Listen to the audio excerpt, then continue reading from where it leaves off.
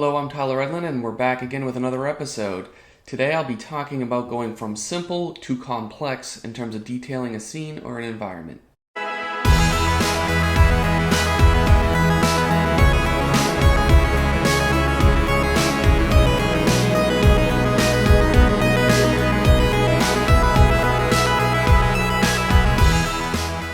Hey everyone, we're back with another topic to cover. And as you guys requested, how do you go from simple shapes to detailing a scene or an environment? As you can see on my screen here, I have lots of scribbles, lots of shapes, lots of gestures.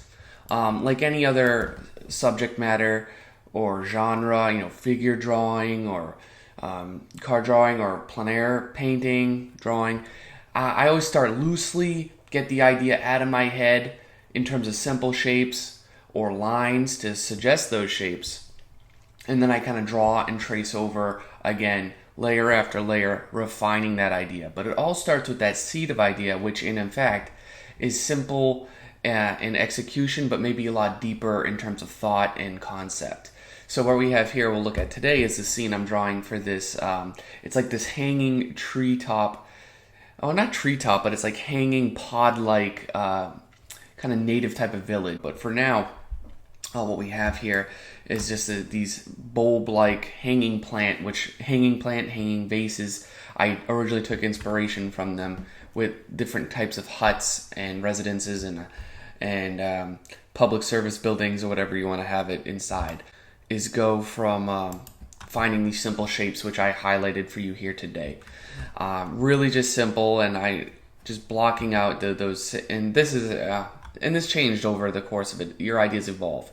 Like I had some ships here and changed overall the layout slightly, but it basically stays true to this.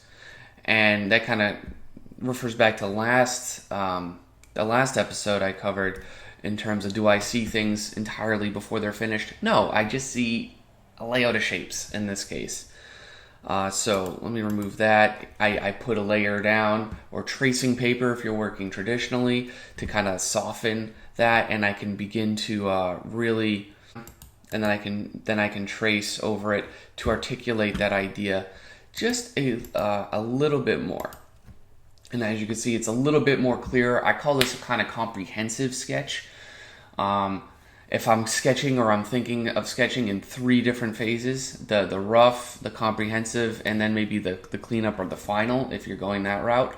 Now, typically, if I'm going to just paint a scene just to paint it and do like a mood concept, I'm not going to do that detailed of a drawing, just as detailed as you see here, which is still very loose and rough. But if I were to take this further, clean it up, and articulate the ideas, which we'll look at a little bit later today, then it's going to look more along the lines of, and see it, now you can see the difference right here, and very kind of loose and a little bit more refined. But if that's how I kind of build worlds, that's how I detail my scenes, and we'll talk about more of that now.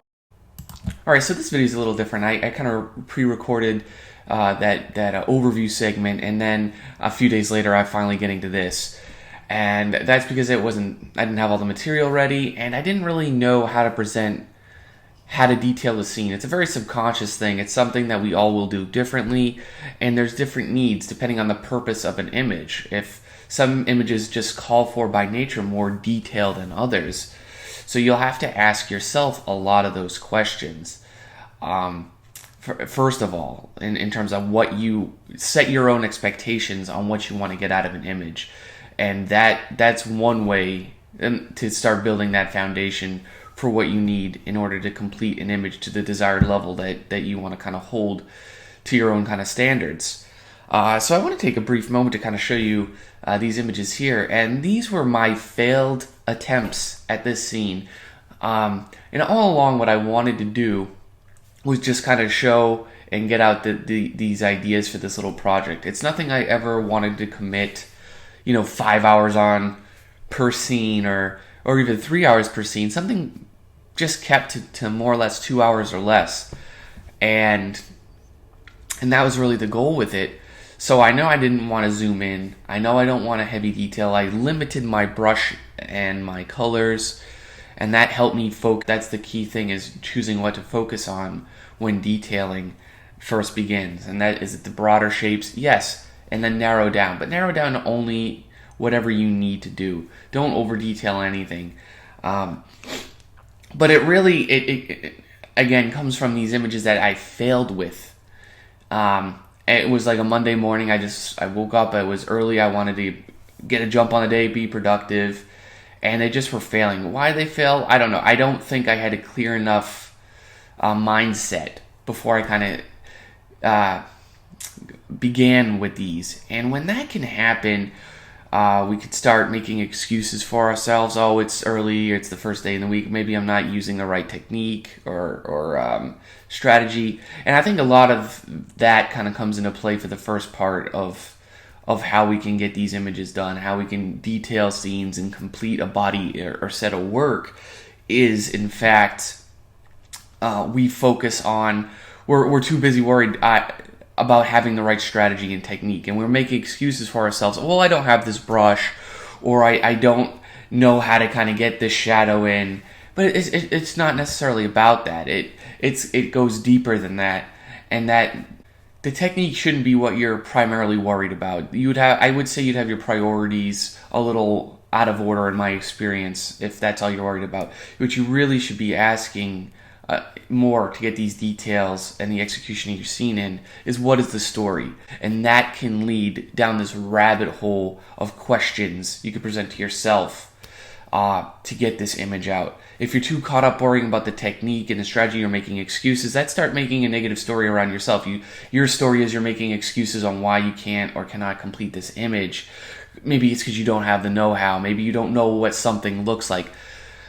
And that's just it. Don't go any further than that. Don't dwell in this realm of negativity, because that will prevent you from getting not only the details in your scene, but it will prevent you from getting your objective off, what you wanted to accomplish with the painting and with the image. When the absolute kind of hierarchy with that, in terms of what you should be focusing on, is what story this image is presenting, right? We all sit down to make images, no matter what kind, because we want to more or less show some sort of story.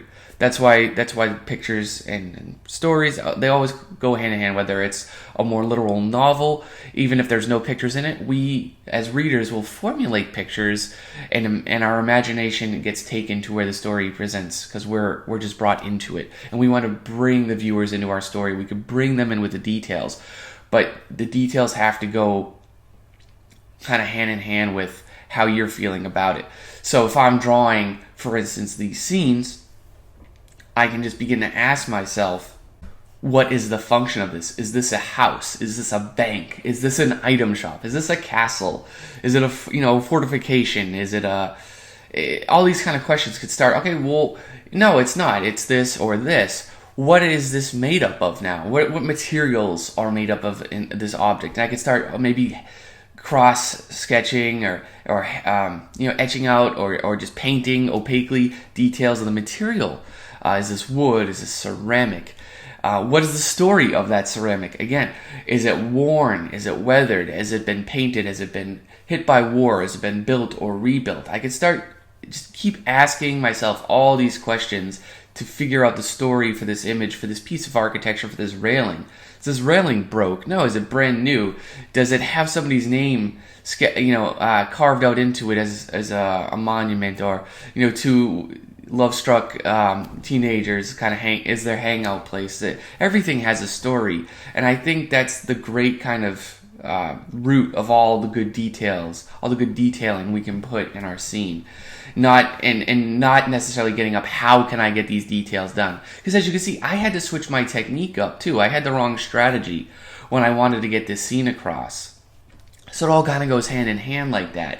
I was painting opaquely and in color. I complicated things again way too quickly. Everything's going to kind of come back to that. Stay simple, stay direct. I was like, all right, I put down the blocky brushes, I put down the values, or I put away the colors, and I just focus on the drawing. And then I always come back to the drawing. I can just draw the idea out. I'm not trying to oversell my idea with a fancy technique or principle. I'm just getting down to what is what. What is the story happening here? What is my scene about? And what is my objective with the picture? And only when I understand those kind of few and finer points can the image really begin to be successful, I feel.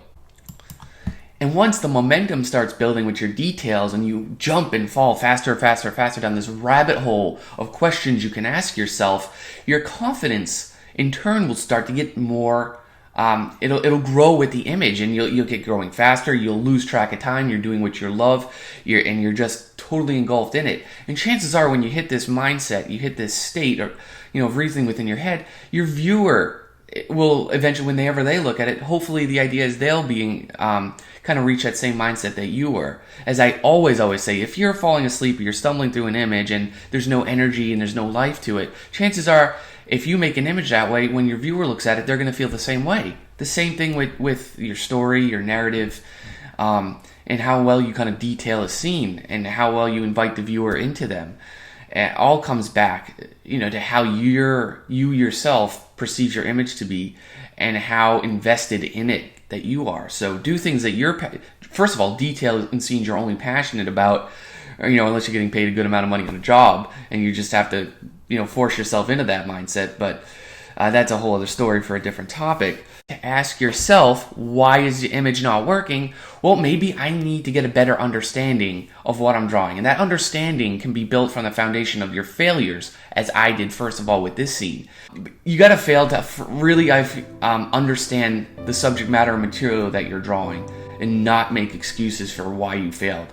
I failed at that. I had to step aside, think back to a memory, put yourself into a mental state, just slowing down for a minute. Don't be so fixated on how quickly you can do something, and really figure out, well, I don't understand how this would connect to this, or this structurally would work over here, or what is the story purpose of this image. And it can really just be a matter of getting some photo reference for yourself. Go on to Google. We have millions of references at our fingertips these days.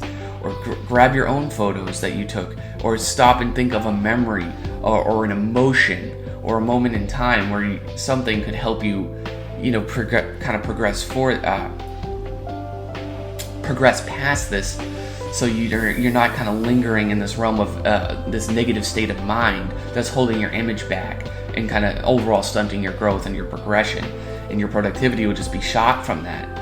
And I know this talk was primarily about detail, but everything with art is so interconnected.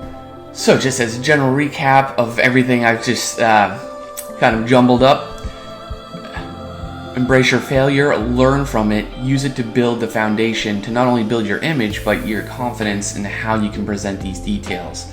These details can be presented to you by the second thing, which is your strategy and your technique.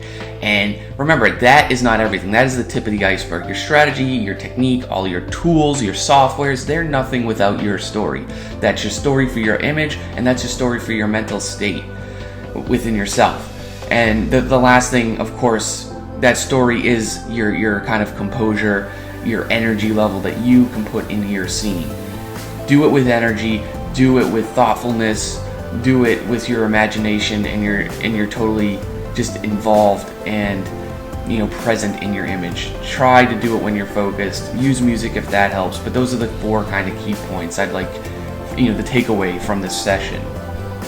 And I want to know where, with you guys, get back to me. Let me know what part of this process that you feel you struggle with the most personally. Is it the lack of techniques? And these techniques, yes, can encompass the basic fundamentals of art: composition, perspective, light, form, value. Is it that you don't put the thought, the care, and yourself into your images that maybe you should? Is there a lack of carelessness all around? Do you find you just run off and jump into doing ideas without really kind of articulating what they are first on paper, and you just fumble around the thought of it instead of putting the focus that you need to into it? Let me know what you're struggling with personally with either completing an image or detailing. Maybe we could save it for another art talk. Either way, I'm interested. Let me know. below in the comments. But here's kind of like where I reached with a finished state with the image. It's not perfect. Again, it's something I wanted to ultimately spend just an hour or two on, and just to get the idea across. So there's a fair amount of detail in there, but it's not. If you look at it up closely, it's very rough around the edges. But it solves the objectives, what I wanted to get done with this image. So of course, knowing first of all what you want to get out of an image, setting your own expectations for it, will lead to all the detailing questions in the world that you can expect to pull from it. Thank you, and take care. Hey guys, thank you so much for watching this video. If you liked it, be sure to click the like button, and if you want to see more videos like this, please click subscribe. I also thought it'd be cool to have a Facebook and Twitter. I know everyone else does, so why not? So be sure to follow these things, link below, and if you don't want to miss any updates. Did you enjoy what you just watched and are looking for a more in-depth full-length video? Please check out my premium tutorial shop, everyday prices with epic results. And if you want a guaranteed boost in your own skill, I also offer a one-on-one mentorship. Just email me now for rates and availability. Missed the last episode and you can catch it right here. Well, that's it for me this time. I'll see y'all in the next video.